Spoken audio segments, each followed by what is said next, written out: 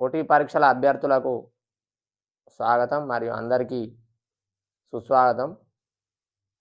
Please subscribe, like and share my channel. ఈ వీడియోలో మనం ఇండియన్ పాలిటీలో భాగంగా ముఖ్యమంత్రి అధికారాలు, విధులు గురించి తెలుసుకుందాం. రాష్ట్ర ప్రభుత్వం అనే అంశంలో ముఖ్యమంత్రి అధికారాలు, విధుల గురించి తెలుసుకుందాం. ముఖ్యమంత్రి అధికారాల గురించి రాజ్యాంగం ప్రత్యేకంగా పేర్కొనలేదు. అయితే రాజ్యాంగంలోని 163, 164, 163, 164 ప్రకరణలు, ఆర్టికల్స్ ముఖ్యమంత్రి పదవిని గురించి తెలియజేస్తున్నాయి. ఆర్టికల్ 163 ప్రకారం గవర్నర్ అధికార విధుల నిర్వహణలో సహకరించడానికి రాష్ట్ర మంత్రిమండలి అధినేతగా ముఖ్యమంత్రి తన అధికార విధులను నిర్వహిస్తాడు. మొదటి అధికారం కనుక చూసినట్టయితే ముఖ్యమంత్రిది మంత్రిమండలికి సంబంధించిన అధికార విధులు. ప్రకరణ 164(1) ఆర్టికల్ 164(1) ప్రకారం గవర్నర్ ముఖ్యమంత్రి సలహాపై మంత్రులను నియమిస్తాడు. అయితే ఎవరిని మంత్రులుగా నియమించమని సలహా ఇవ్వాలి అనేది ముఖ్యమంత్రికి అతని పార్టీలో గల స్థానం మీద, శాసనసభలో అతని పార్టీకి గల బలం మీద ఆధారపడి ఉంటుంది. మంత్రులను ఎంపిక చేయడంలో ముఖ్యమంత్రికి పూర్తి స్వేచ్ఛ ఉంది. కానీ ముఖ్యమంత్రులు సామాజిక, రాజకీయ, ఉప ప్రాంతీయ అంశాలను దృష్టిలో పెట్టుకొని మంత్రులను ఎంపిక చేయాల్సిన పరిస్థితులను మనం చూస్తూ ఉన్నాం. మంత్రులకు శాఖలను కేటాయించడంలోనూ ఏ మంత్రి అయినా తన శాఖను సరి అయిన విధంగా నిర్వహించకపోతే వేరే శాఖకు బదిలీ చేయమని, ఏ మంత్రి అయినా తన విధులను సరిగ్గా నిర్వహించకపోతే మంత్రిమండలి నుండి తొలగించమని గవర్నర్కు ముఖ్యమంత్రి సలహా ఇవ్వవచ్చు. అయితే ఈ సలహాను గవర్నర్ పాటించాలన్న నియమం అనేది లేదు. గవర్నర్కు ఇష్టమున్నంత కాలమే మంత్రిగా కొనసాగగలడని రాజ్యాంగం పేర్కొంటుంది. గవర్నర్కు ఇష్టమున్నంత కాలమే మంత్రిగా కొనసాగగలడని రాజ్యాంగం పేర్కొంటుంది. అయితే వాస్తవానికి మంత్రిమండలికి నాయకుడిగా వ్యవహరించి నియంత్రించేది ముఖ్యమంత్రి. ముఖ్యమంత్రి మంత్రిమండలి సమావేశాలకు అధ్యక్షత వహించి మంత్రిమండలి సమావేశాల అజెండాను నిర్ణయిస్తాడు. శాసనసభలో మంత్రిమండలి ఏ విధంగా నడుచుకోవాలో తెలియజేసి మంత్రిమండలికి నాయకుడిగా వ్యవహరిస్తాడు. నెంబర్ 2 కనుక చూసినట్టయితే వివిధ నియామకాలకు సంబంధించిన అధికార విధులు. ముఖ్యమంత్రికి సంబంధించి రెండవది వివిధ నియామకాలకు సంబంధించిన అధికార విధులు. గవర్నర్ నియామకంలో ముఖ్యమంత్రి అభిప్రాయాలను తెలుసుకోవాలని సర్కారియా కమిషన్ సూచించింది. గవర్నర్ నియామకంలో ముఖ్యమంత్రి అభిప్రాయాలను తెలుసుకోవాలని సర్కారియా కమిషన్ సూచించింది. రాష్ట్ర ప్రభుత్వ సంస్థలు, వివిధ కమిషన్ల అధిపతుల నియామకం విషయంలో ముఖ్యమంత్రి గవర్నర్కు సలహాలు అందజేస్తాడు. వాస్తవానికి ముఖ్యమంత్రి సూచించిన పేర్లనే వివిధ పదవులకు గవర్నర్ నియమించడాన్ని మనం చూస్తూ ఉన్నాం. శాసనసభలోను, శాసన మండలిలోను విప్లను నియమిస్తాడు.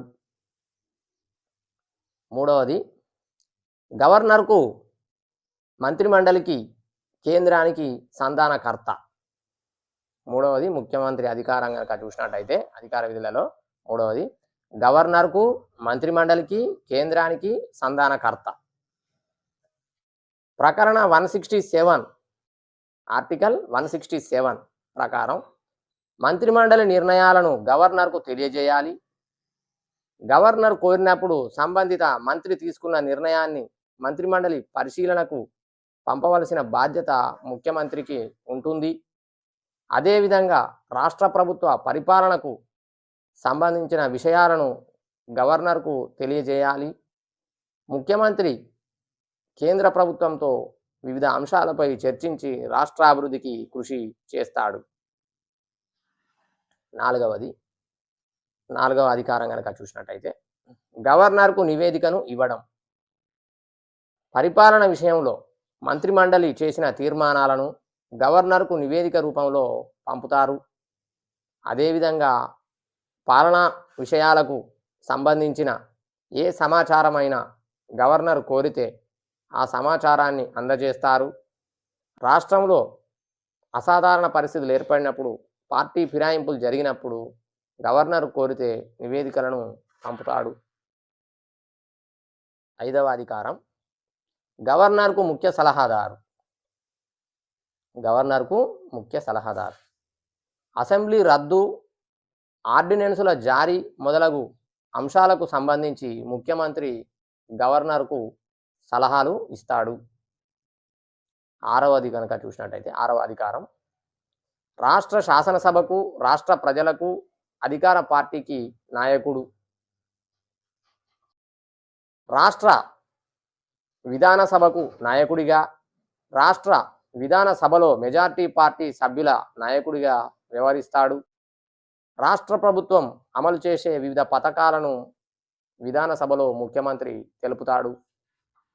రాష్ట్ర ప్రజలకు నాయకుడిగా వ్యవహరించి వివిధ ప్రాంతాలలో పర్యటించి ప్రజలతో సన్నిహితంగా మెలిగి బాధిత ప్రజలను ఓదారుస్తాడు. అధికార పార్టీ నాయకుడిగా వ్యవహరించి పార్టీ సమావేశాలలో పాల్గొంటాడు. ప్రభుత్వం అమలు చేసే కార్యక్రమాలను పార్టీ సభ్యులకు తెలిపి ప్రభుత్వ విధానాలను విజయవంతంగా, సమర్థవంతంగా అమలు చేసేందుకు పార్టీ సభ్యుల సహకారం, మద్దతు కోరి పార్టీకి, ప్రభుత్వానికి మధ్య సమన్వయం చేకూరుస్తాడు. 7వ అధికారం ప్రభుత్వ అధికార ప్రతినిధి. రాష్ట్ర ప్రభుత్వం తరపున ముఖ్యమంత్రి అధికారిక ప్రతినిధి వ్యవహరించి రాష్ట్ర ప్రభుత్వానికి సంబంధించిన ముఖ్య విధానాలను శాసనసభ సమావేశాలలోను, శాసనసభ వెలుపల ప్రకటిస్తాడు. 8 ఇతర అధికారాలు, విధుల గురించి తెలుసుకుందాం. ముఖ్యమంత్రివి రాష్ట్ర ప్రణాళికా బోర్డుకి అధ్యక్షుడిగా ఉంటాడు. రొటేషన్ ప్రాతిపదికన జోనల్ కౌన్సిల్కి ఉపాధ్యక్షుడిగా వ్యవహరిస్తారు. రొటేషన్ ప్రాతిపదికన జోనల్ కౌన్సిల్కి ఉపాధ్యక్షుడిగా వ్యవహరిస్తారు. అంతర్రాష్ట్ర మండలిలో సభ్యుడిగా తన విధులను నిర్వర్తిస్తాడు. జాతీయాభివృద్ధి మండలిలో సభ్యుడిగా తన విధులను నిర్వర్తిస్తాడు. రాష్ట్ర మంత్రిమండలి అధికారాల విధుల గురించి కూడా తెలుసుకుందాం. రాష్ట్ర మంత్రిమండలి అధికారాలు, విధులు. రాష్ట్ర మంత్రిమండలి అధికార విధులను రాజ్యాంగం ప్రత్యేకంగా పేర్కొనలేదు. ప్రకరణ 163(1) ప్రకారం గవర్నర్కు అతని విధుల నిర్వహణలో సలహా సహకారాలను అందించడానికి మంత్రిమండలి ఉంటుంది. ప్రకరణ 166(1) ప్రకారం ప్రభుత్వ నిర్వహణ గవర్నర్ పేరుపై జరిగినప్పటికీ వాస్తవానికి దానిని చెలాయించేది మంత్రిమండలినే. రాష్ట్ర మంత్రిమండలి అధికార విధులను ఈ కింది విధంగా మనం తెలుసుకుందాం. ప్రభుత్వ విధానాల రూపకల్పన. ప్రభుత్వ విధానాలను రూపొందించి అమలు చేసే బాధ్యత రాష్ట్ర మంత్రిమండలికి ఉంటుంది. ముఖ్యంగా క్యాబినెట్ మంత్రులు అనేకసార్లు సమావేశమై మొత్తం మంత్రిమండలి పేరుతో విధానపరమైన నిర్ణయాలు తీసుకుంటారు. పరిపాలన నిర్వహణ. వివిధ శాఖలలోని పాలనా వ్యవహారాలను పరిశీలించి వివిధ శాఖల మధ్య సమన్వయాన్ని సాధిస్తుంది. మంత్రిమండలి సమావేశాలలో తీసుకున్న నిర్ణయాలకు మంత్రులందరూ సమిష్టి బాధ్యత వహిస్తారు. నియామక అధికారాలు. మంత్రిమండలి నియామక అధికారాలు. రాష్ట్ర మంత్రిమండలి నియామక అధికారాలు. అడ్వకేట్ జనరల్, వైస్ ఛాన్సలర్స్, రాష్ట్ర public service commission, minority commission, రాష్ట్ర మహిళా కమిషన్, రాష్ట్ర మానవ హక్కుల కమిషన్, రాష్ట్ర అధికార భాషా కమిషన్ వంటి కమిషన్లకు చైర్మన్లను, సభ్యులను మంత్రిమండలి గవర్నర్ పేరుతో నియమిస్తుంది. శాసన నిర్మాణ అధికారాలు. శాసనసభ సమావేశాలకు సంబంధించిన విషయాలన్నింటినీ మంత్రిమండలియే నిర్ణయిస్తుంది.